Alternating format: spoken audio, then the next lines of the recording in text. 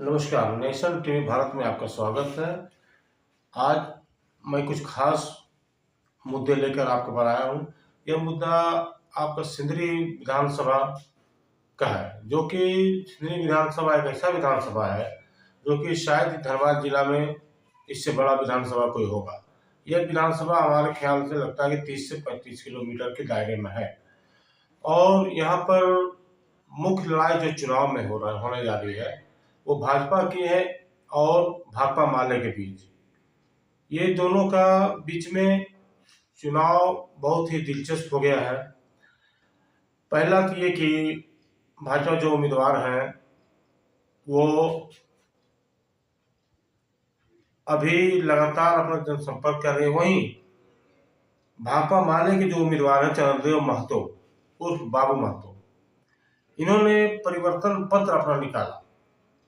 परिवर्तन पत्र में इन्होंने साफ लिखा है 10 मुद्दों को लेकर ये चुनाव मैदानों में है, जिसका सर 10 मुद्दा में मुख्य मुद्दा जो है आपका बताया जा रहा है कि खतियानी पर आधारित नीति जो है ये हेमंत सरकार ने विधानसभा में पारित कर दिया था, मगर इसे लागू नहीं कराया गया। इसे लागू करने के लिए चंद्रदेव महतो ने कहा कि इसे मैं सड़क से संसद तक ले जाऊंगा।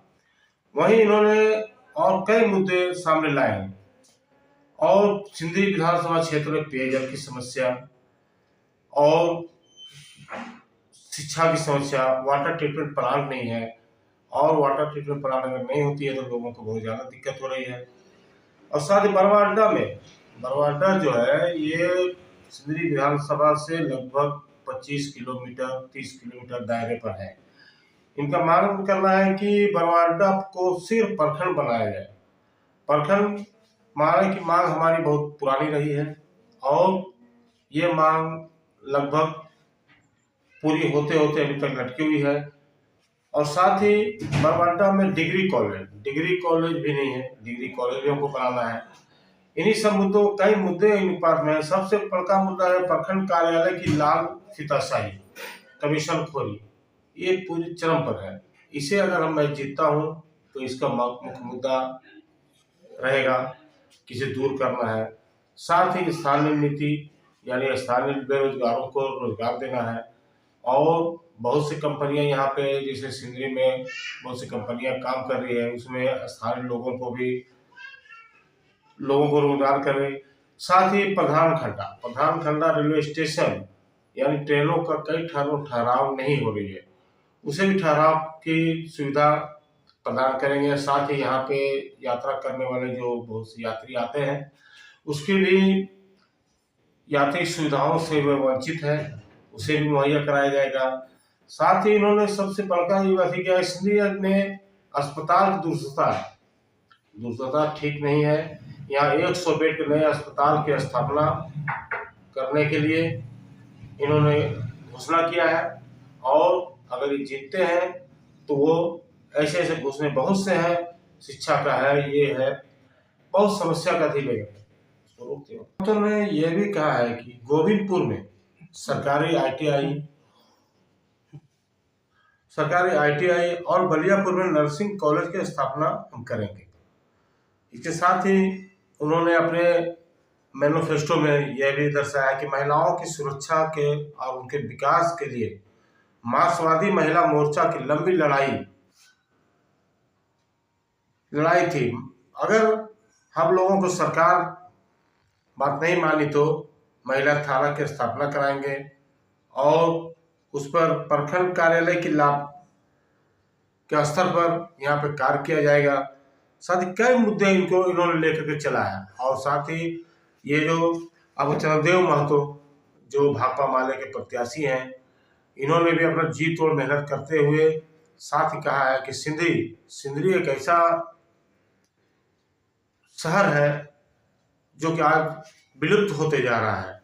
मैं अगर लोग मौका दिया तो मैं इस शहर को या सिंदरी को फिर वही चकाचौंध की नगरी बना दूंगा, जो कि सिंदरी एक एशिया में बहुत बड़े हस्ती ये माना जाता है। यहाँ पे बीआईटी कॉलेज है, जो बड़े बाहर के लोग छात्र आते हैं, उसकी सुविधा मुहैया बढ़िया नहीं है, उसे भी सुविधा हम देंगे।